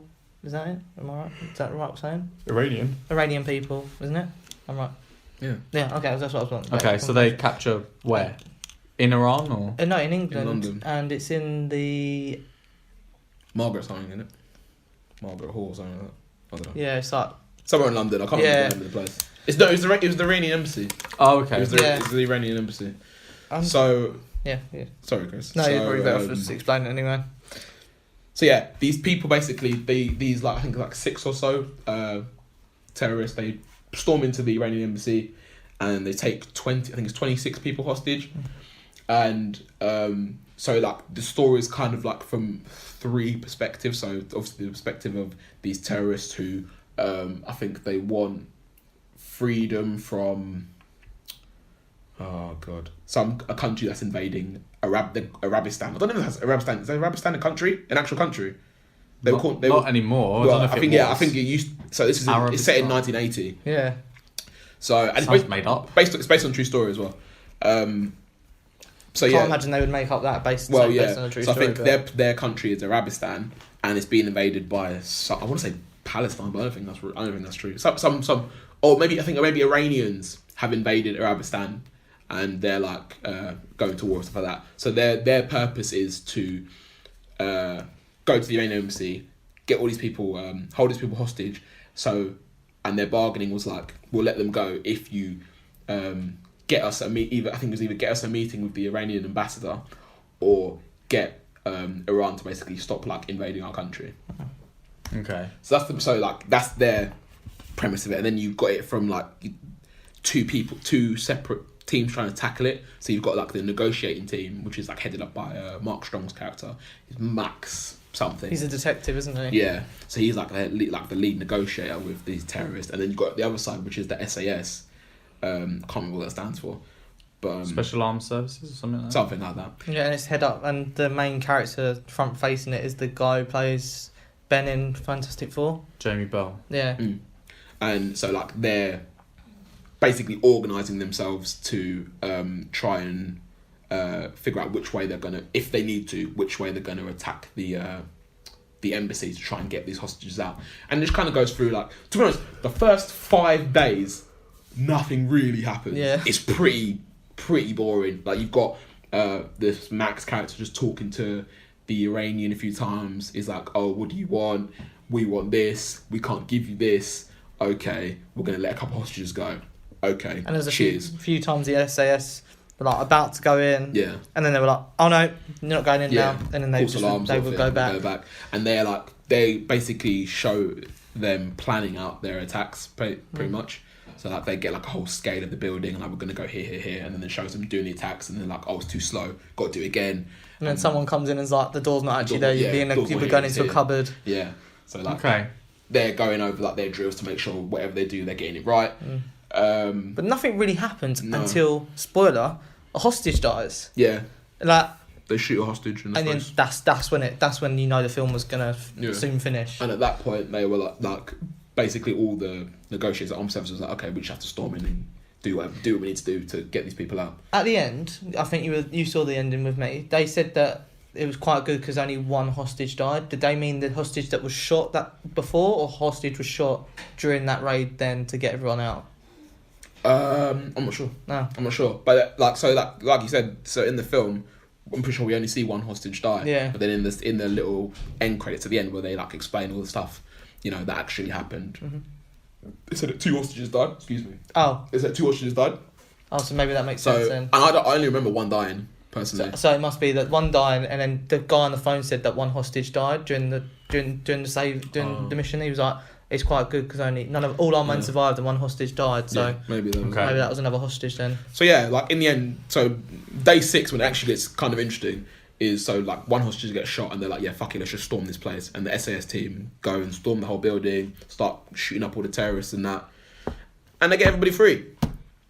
And then Mark Strong's character, like his wife and the kids are watching it on the telly because quite a big thing was made out of so Abby Cornish's character is Kate someone who apparently was like a groundbreaking news reporter, because she basically, like, when that bombs were going off and people were shooting guns, everyone else was running away. She was still there. She was like, no, we need to get this on film, sort of thing. She was like going in, reporting, but her voice was super annoying. Oh my god, I don't know what voice she was putting on. I don't know how if that's how this Kate woman talked in whenever she did the report, but it was really jarring. Anytime she came on screen, I was like, oh god, please stop talking. But so yeah, that happens. She gets all her praise and subtitles for being brave and whatever, and now she's like chief news reporter at BBC or something like that. Mark Strong's character, he was like on the phone to his wife, and she was like, are you okay? And he was like, yeah, I'm fine. And then she was like, Max, say something. And he starts crying, and he puts the phone down. I was like, okay, cool, whatever. So then his character, like... Yeah, because he builds quite a relationship with the guy he's on the phone to. It's almost like he's trying to save him. Yeah. And Salim, you could... In a way, they tried to give you, like... To be fair, Salim, who's the leader of the terrorists, I don't think he actually wanted to kill any of his people. He just wanted to have his negotiations met. But then there was this other guy called Faisal, who was more like, we just need to start killing people so they take us serious. So he was the one who shot the... Okay. He was like, bun this, and he shot the guy in the head. And then Faisal was like, oh, allow. No, not Faisal, sorry. Salim was like, allow. Yeah, so... But yeah, then the film ends, obviously, they put in subtitles like, this set the precedent for Britain's stance towards terrorism, you know, like no nonsense basically. And they had like little bits about each of the people. There was a policeman who was trapped, Trevor Locke, I think his name, was trapped in the embassy with them, and he got like a golden, like a George, I think called it a George medal or something like that. So I'm assuming it's like some sort of medal of honour for his part in the incident. I'm not really like, the film didn't really show him doing anything special. No, because at the beginning he was going to pull his gun. Yeah. And like try and take him out, and then someone like behind was like, "Don't do that, it's stupid." He gets killed. Yeah. So yeah, and then they showed Max saying he became like chief investigator of something, but he never returned to wherever he was, the setting of the film. He never returned to that place. And then the guy who led Rusty, Jamie Bell's character, Rusty, they said something basically like he's like a decorated war hero. He went to the Falklands, he went to here, and now he's retired and living in England. So yeah. Does it do the event justice, do you think? I don't know, because I didn't really know about the event beforehand. No, neither did I. So I can't really say whether or not. But you said it was boring, so like was. Yeah, the first 5 days, because they do it like day 1, day 2, day 3. Yeah. First 5 days was really boring. Day 6 was kind of entertaining because they were storming the thing. But you wouldn't recommend it? Nah. No. Okay. Waste. Well, we'll find another film to watch. Yeah. That hopefully we've had quite a few studs recently, especially with the screen unseens as well. We just need to get back to some positive ways. There's a screen unseen Monday. Oh yeah, I'm gonna be in Leeds. Sorry. I watched a film called The Past. I don't know if I... Oh no, you didn't talk about that last week. Though. So The Past is a film about 2 footballers basically who come through. I don't know what football club. I think it's an unnamed football club. I feel like it might be Manchester United. I'm not sure, but I don't think it's based on a true story or anything. I'm not sure, but again, I'm not sure. So these 2 footballers who basically who both come through the academy, and they take 2 different paths in life. But it follows one in particular. I can't remember his name, which is really annoying me. I feel like Russell Tovey's in it. Yeah, he's the main character in it. I can't remember the geezer's name though, the actual character's name. I don't know, but they're so Zlatan Ibrahimovic. So like you've got him, and then you've got his mate Addy, who basically the film is 3 different scenes, all about 30 minutes each. And the first scene is them 2 like the night before a game, and they're just in a hotel. They're messing about. They're chatting about each other's. They're like joking around with each other, and then they're chatting about how each other like lives outside of football. So like Russell, whatever his name is, his character is like he's come from like a rich background. I think his father used to play football, so he's like chatting all about that. And then obviously Addy's character is like the complete opposite. So like his dad's like a pastor or something like that. He doesn't really come from money sort of family. So he's kind of talking about how he like needs the opportunities and stuff like that.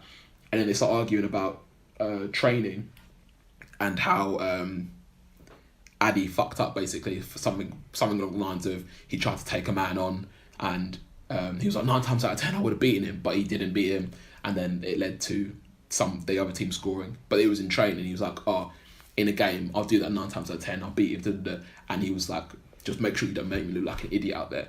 And he said, but if he starts moaning. Addy starts moaning to what's his face about how he doesn't pass him the ball enough, and he was like, if the opportunity comes, will you pass me the ball? And he was like, yeah, because I'm not an idiot. And then they start. Then I can't remember what makes it turn. So the scene kind of like turns. They're wrestling. Like play fighting, and then I'm sorry, I had to look up his name because it's really annoying me that I can't remember his name. Sorry, but they're wrestling, and Toby says to Addy, "Oh, have you got a boner?" And he was like, "Oh no, what are you talking about?" Oh, and then he was like getting really like fidgety, and really anxious, like, "Oh, it's not you. I just get really nervous before a game, and it makes me get a boner." And he's like, kind of like anxious, like, "Oh, don't tell anyone," sort of thing.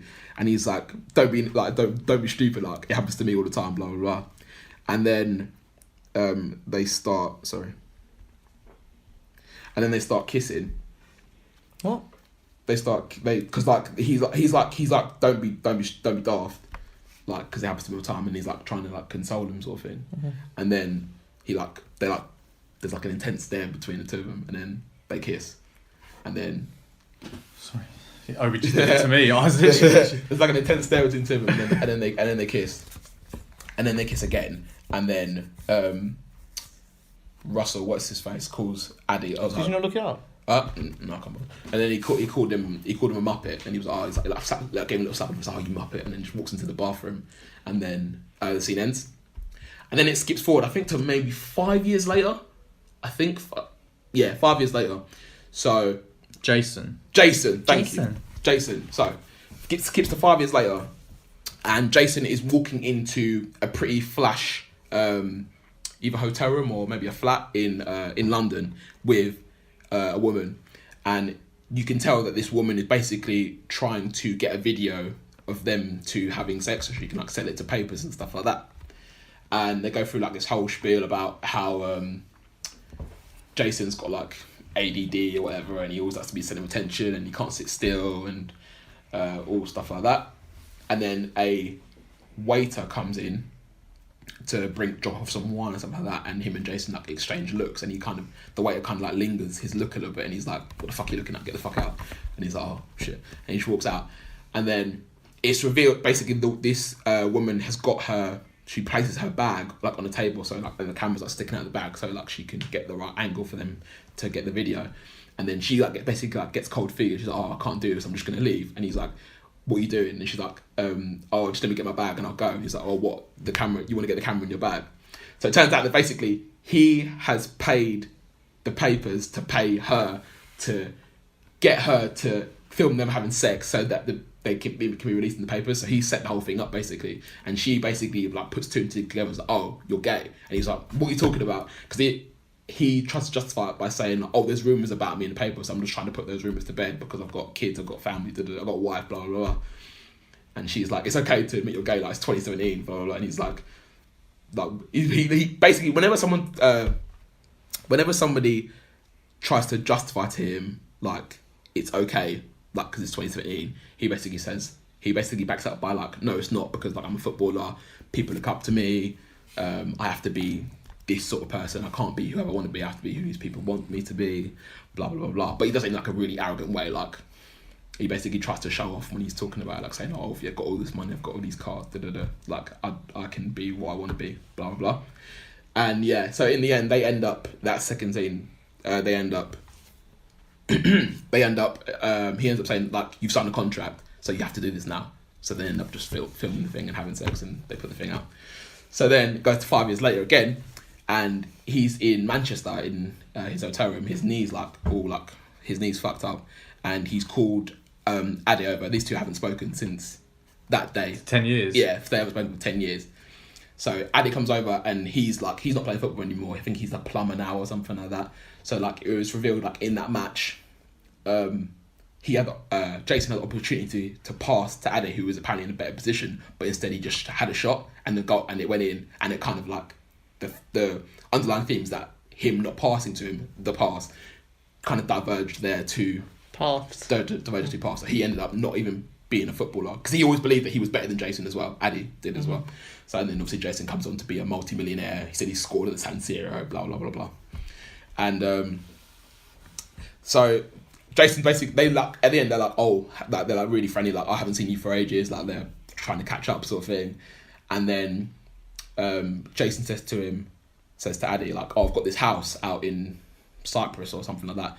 Oh, can you work on it or something like that, or like can you do the plumbing for it or something like that? And he's like, yeah, I guess, but like you could have emailed me this, so why did you call me to come all the way here?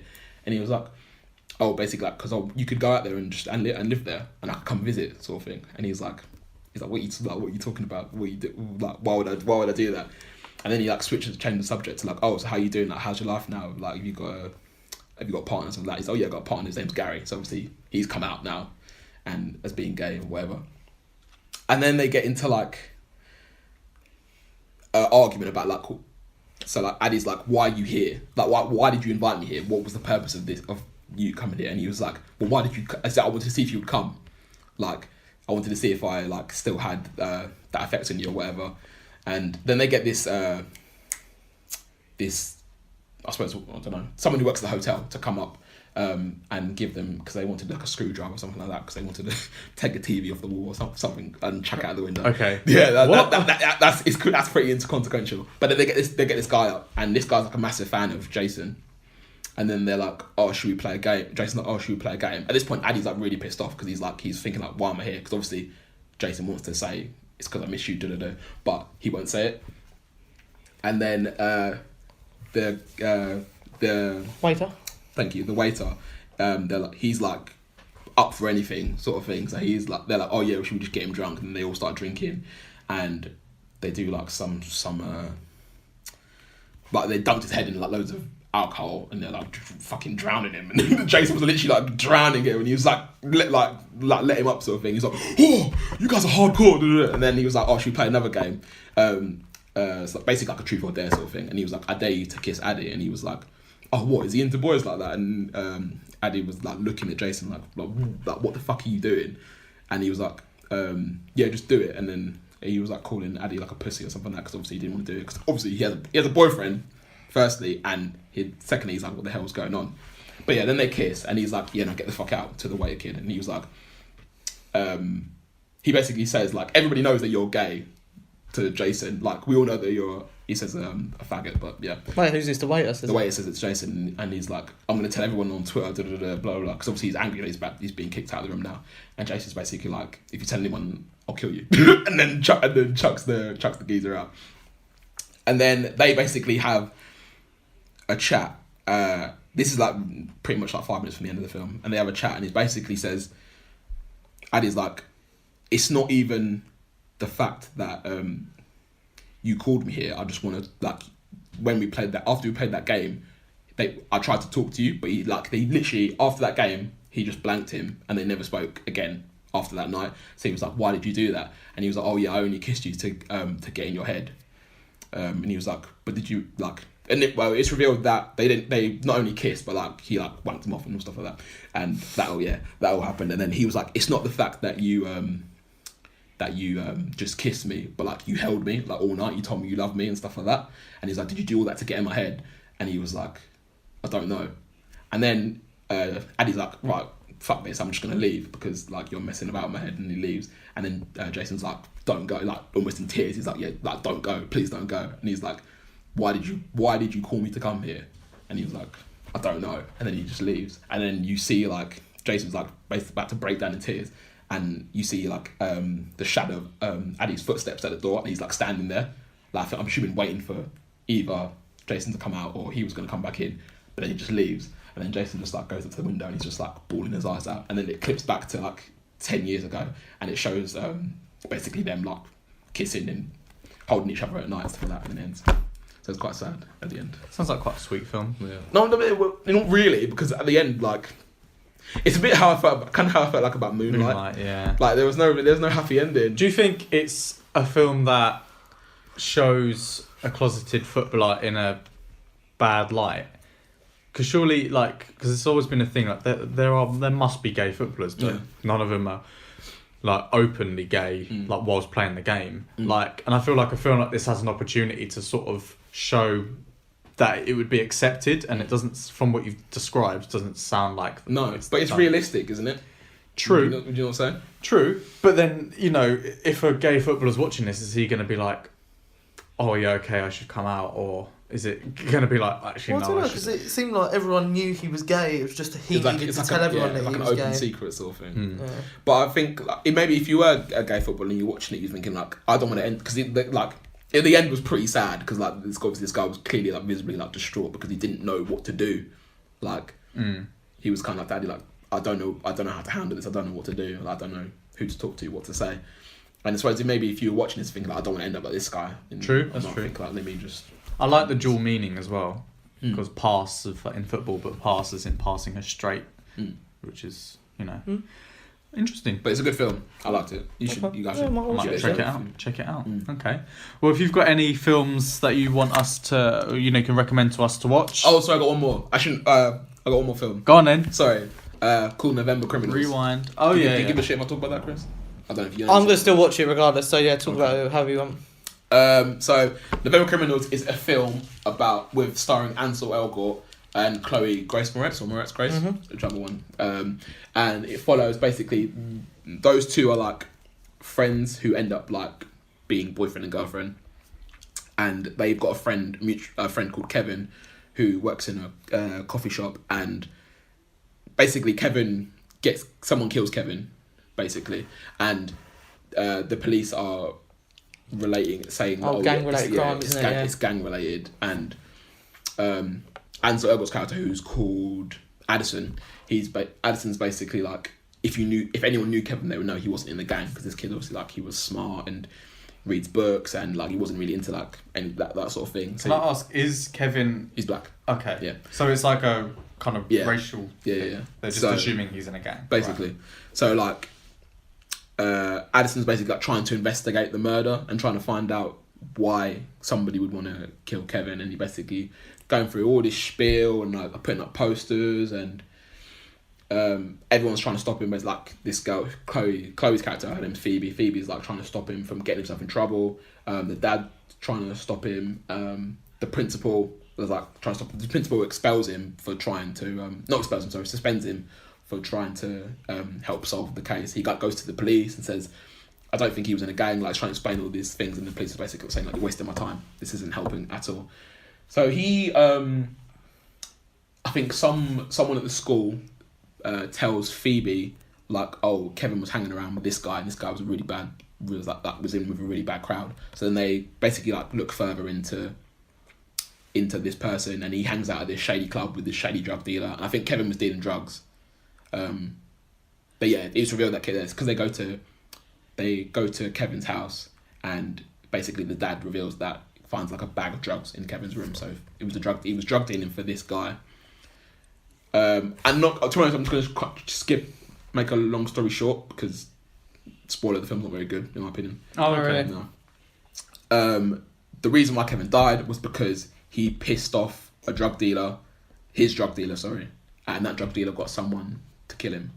But the drug dealer makes it seem as if when he tells the story of why Kevin died, he makes it seem as if he's not talking about himself as the drug dealer that he got pissed off. So he sends him to he says to Addison, oh yeah, go talk to this person, he'll tell you what happened that night in the club. And the person he sends him to is the person who killed Kevin. And basically that guy pulls a gun on him, tries to shoot him, but I think the police arrive just in time, so he shoots him in and he grazes his arm, and then he ends up in hospital, and then they catch him both. So he is in gang-related crime then? I don't know if he was in a gang, but he was dealing drugs. So don't know if that comes under a jurisdiction. I don't know if that means he was in a gang, but yeah, I think he was dealing drugs. Mm-hmm. And also Addison's mum died like 6 months earlier, which doesn't really add much to the film, but they felt like the need to put it in the beginning and the end of the film. Maybe it's a suggestion that he needed something to do. No, not really. He was a really... I suppose there was a pot. He shut himself off towards his dad, which they showed a bit in the film, which I'm assuming is due to his mum dying. But it wasn't really anything... Like, they could have done the film without his mum dying. Doesn't sound like Phoebe's involved much in it either. She is a bit... but not enough for me to Didn't she create explaining it.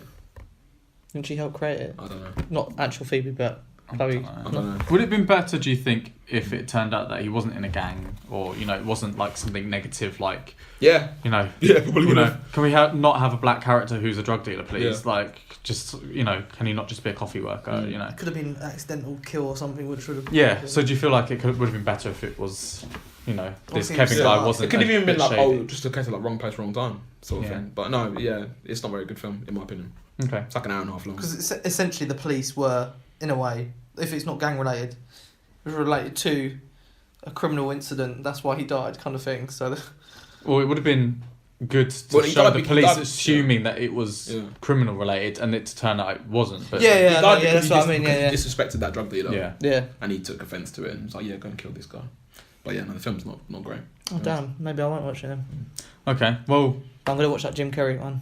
Yeah, the Jim Carrey that method, going at method, right? Yeah, that looks interesting. Also, I don't know why the film's called November Criminals either. Was it set in November? If it was, they didn't mention that. So. Okay, sounds like one of them directed DVD pieces of crap. Well, if you've got anything that you can recommend to us to watch that's actually decent, please do send us in on Twitter. We're at YSC Podcast 17, or on Facebook and Instagram at Your Average Critics. Send in questions, comments, anything we'll discuss and give you a shout out. Also, give us a 5-star review on SoundCloud and iTunes. I was going to say, are you no questions this week? Mm-mm. Wow. Epic. And send us questions and plots to come up with and things. We would love to hear from you. So tune in next week. What's the big release this week? I don't know. I don't think there is one. It's gonna be Justice League. All right, which I might watch again. So. You can catch us up on the CW. Hopefully next week we'll have finished Punisher as well. I tell you now, I'm not going to have watched 13 hours of that in a week, especially because we're spending 2 days in Cologne. Oh yeah. But anyway, cool. Till next time. Peace out.